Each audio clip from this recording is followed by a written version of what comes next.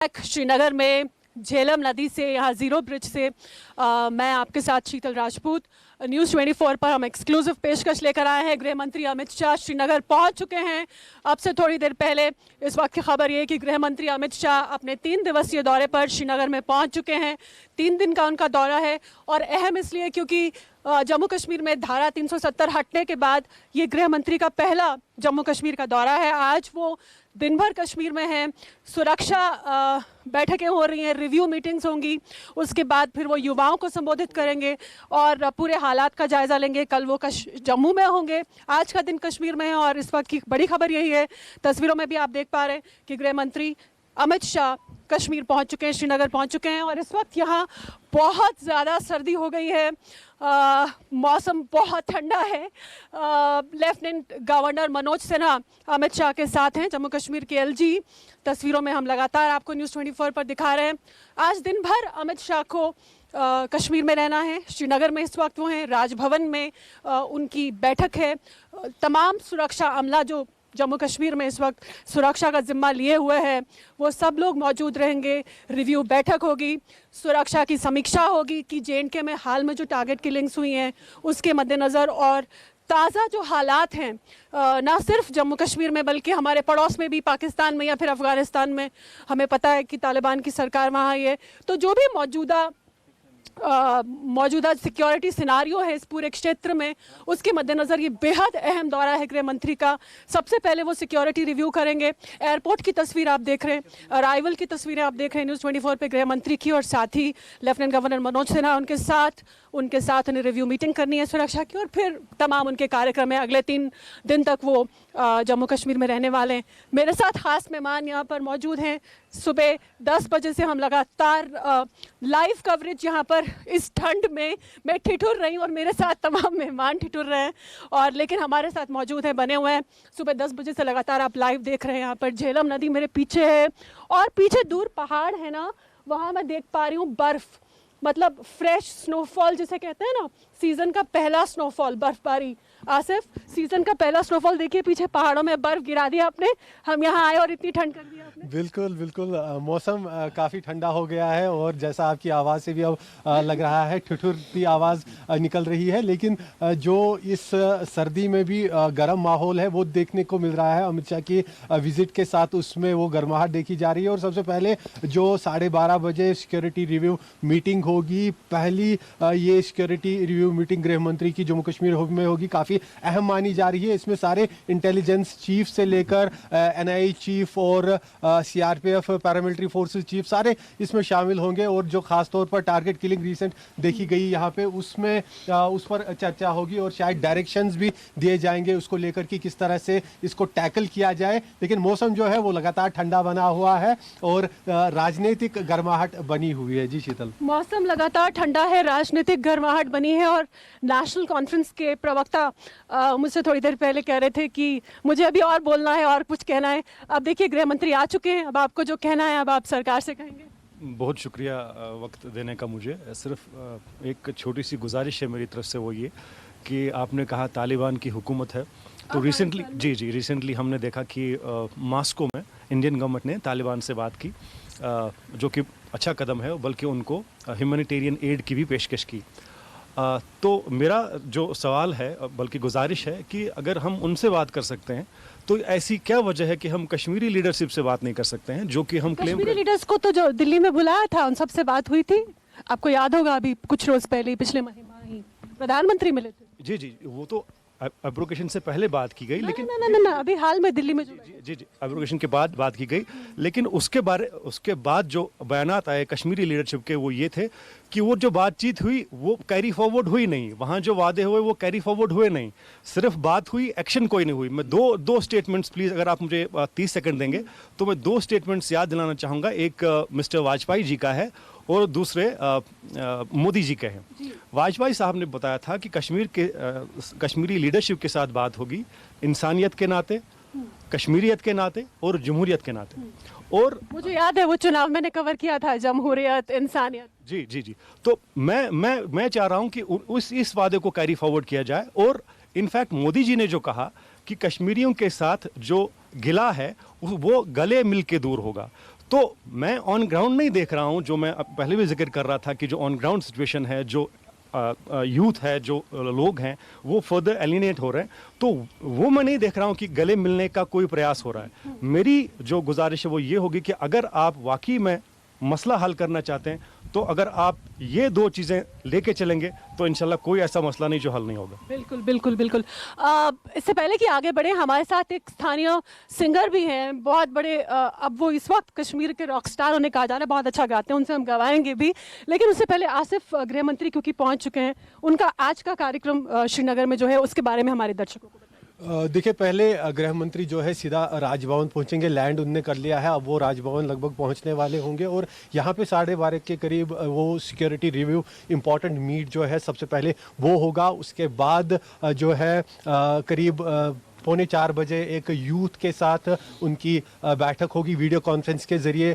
कई जगहों से कश्मीर से यूथ उनके साथ जुड़ेंगे और उनसे वो बातचीत करेंगे। कुछ एनजीओज़ के रिप्रेजेंटेटिव्स होंगे, उनसे वो बात करेंगे और उसके बाद शाम को 6 बजे गृह मंत्री दोबारा से वीडियो कॉन्फ्रेंस के ज़रिए ही राजभवन से ही श्रीनगर शारजा की फ़्लाइट का जो अंतर्राष्ट्रीय फ़्लाइट श्रीनगर हवाई अड्डे से उड़ेगी उसका शिलान्यास करेंगे। वो काफ़ी इंपॉर्टेंट है क्योंकि 3 दिन पहले हमने देखा था कि दुबई के साथ एक MOU साइन हुआ कि वो यहाँ पर डेवलपमेंट करेंगे। तो एक सीधा कनेक्ट जो अब UAE के साथ कश्मीर का है उसका भी यहाँ पे गृह मंत्री शुरुआत करेंगे। आज का ये कार्यक्रम है। ये बहुत खास बात आसिफ ने पॉइंट आउट की, जो एक आज का बहुत बड़ा अहम एक इवेंट होने जा रहा है वो ये कि Srinagar to Sharjah direct flight जो है उसको शुरू करने जा रहे हैं गृह मंत्री अमित शाह, और UAE के साथ मेमोरेंडम ऑफ अंडरस्टैंडिंग जैसा कि आसिफ ने बताया वो ये है। और बिजनेस का इन्वेस्टमेंट काफ़ी यहाँ होगा, रियल एस्टेट में होगा, क्योंकि हमारे साथ बिजनेस समुदाय कम्युनिटी से जुड़े एक काफ़ी वरिष्ठ व्यक्ति यहाँ पर मौजूद हैं।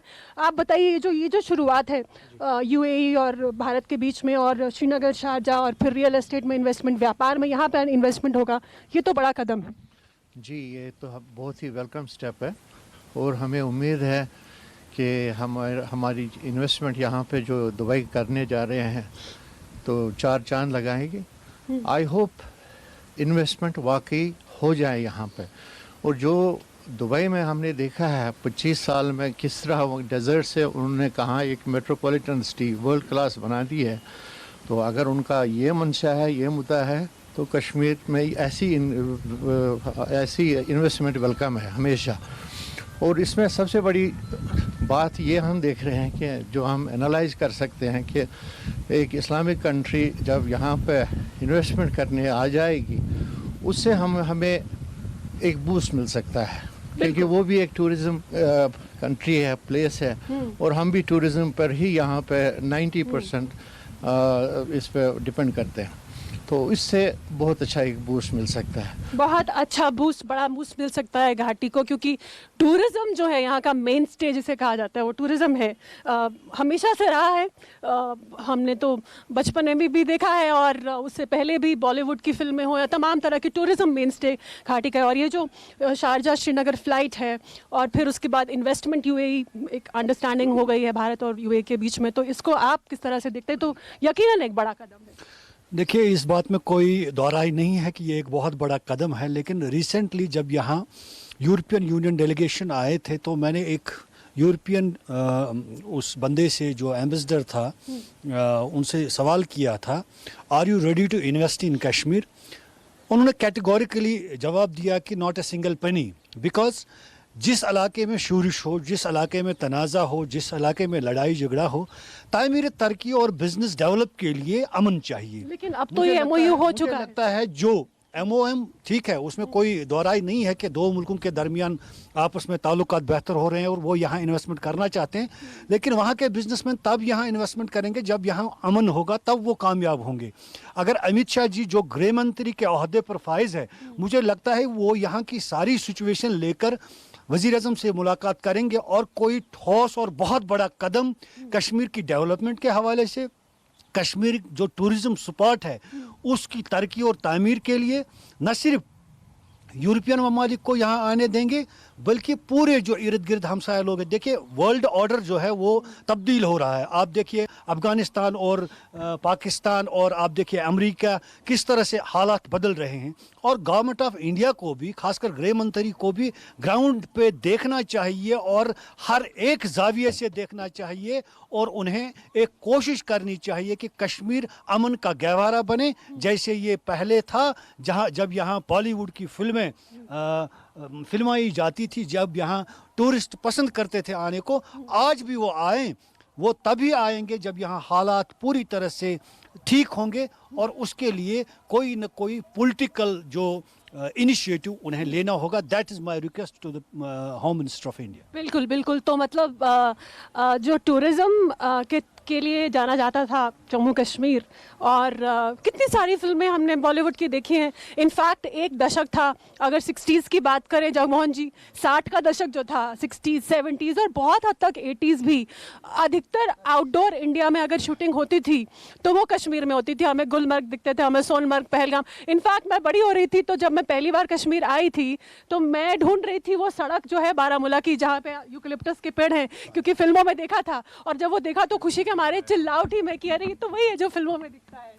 नहीं, देखिए सारी बातें ठीक हैं, लेकिन एक चीज़ जो रही है पिछले 70 साल में, जो हमारे पॉलिटिकल पार्टीज़ रहीं, उन्होंने टूरिज़्म को उस तरह से नहीं बढ़ाया। वही टूरिज़्म पहलगाम, गुलमर्ग और मुगल गार्डन दिखे यहाँ पे। अगर यहाँ पर टूरिज़्म का एक मास्टर प्लानिंग की होती, आज जो मेरा यूथ यहाँ भटक रहा है पढ़ लिख के, उसको एवेन्यूज़ मिलते। उन चीज़ों पर कोई काम नहीं हुआ। कश्मीर में इतना पानी है, अगर आप पहलगाम के पानी को देखेंगे और सोनामर्ग का पानी देखेंगे और फिरोजपुर का नाला देखेंगे तो कश्मीर में कहीं पानी की कमी नहीं होगी। लेकिन आप देखिए कि मोस्टली एजिटेशन होते हैं कि पानी नहीं है पीने को।